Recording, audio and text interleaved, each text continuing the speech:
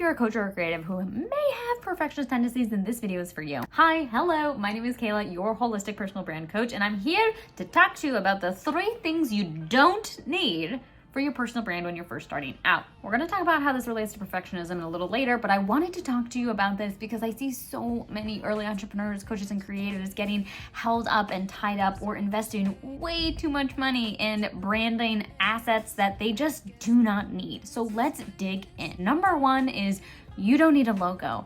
I know, you want a logo. You want it to feel official, but you don't need a logo to start your personal brand. I know you want your business to feel professional and look legit, and a logo is one way of doing that, but a logo is just one piece of the branding pie, and logos can be pretty pricey, especially if they're done well, which you want your logo to be designed well, especially if it is a big investment, which is why I do not recommend early entrepreneurs, if you are in your first few years of your business, I don't recommend that you invest in a logo or invest heavily in branding, because in your first few years of business, you are going to be changing and growing, and that is going to shift your visual branding as well. So if you drop $10,000 on a logo in your first year of business, 2 years down the line, that might not feel as aligned, and then you're gonna have to reinvest in a rebrand, which is not what I want for you. What I do recommend is spending maybe an hour max on Canva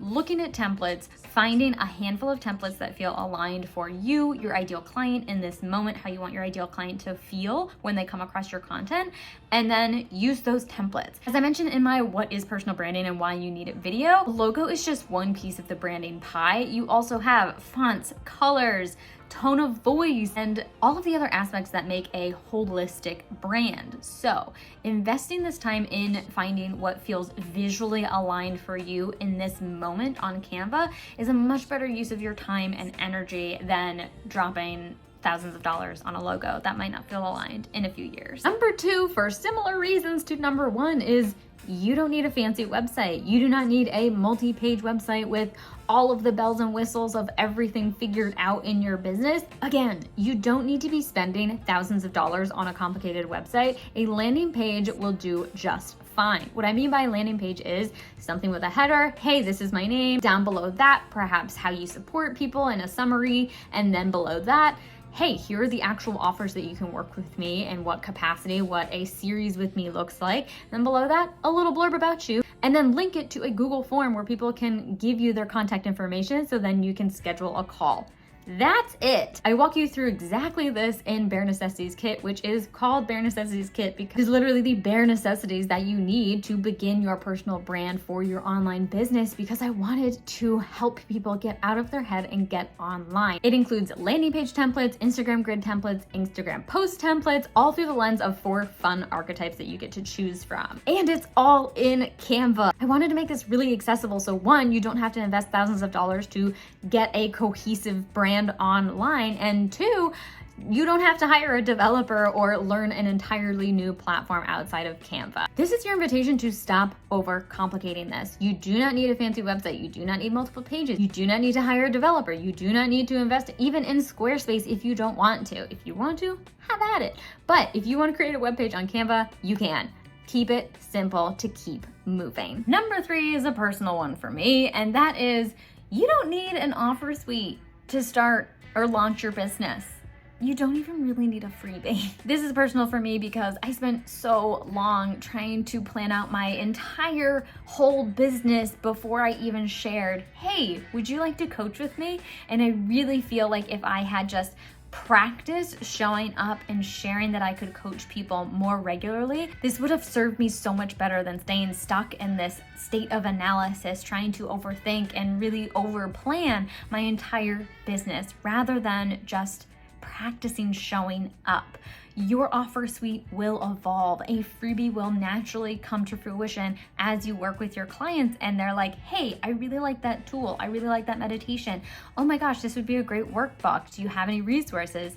That is when you can create those additional resources and also see what other offers may be supportive for your community. And this is where we get into that perfectionism piece, because all of these aspects, a logo, a website, a perfect offer suite, relate back to how we are presenting ourselves to the world. And this is an opportunity for us to show up with maybe B+ work rather than A++ work.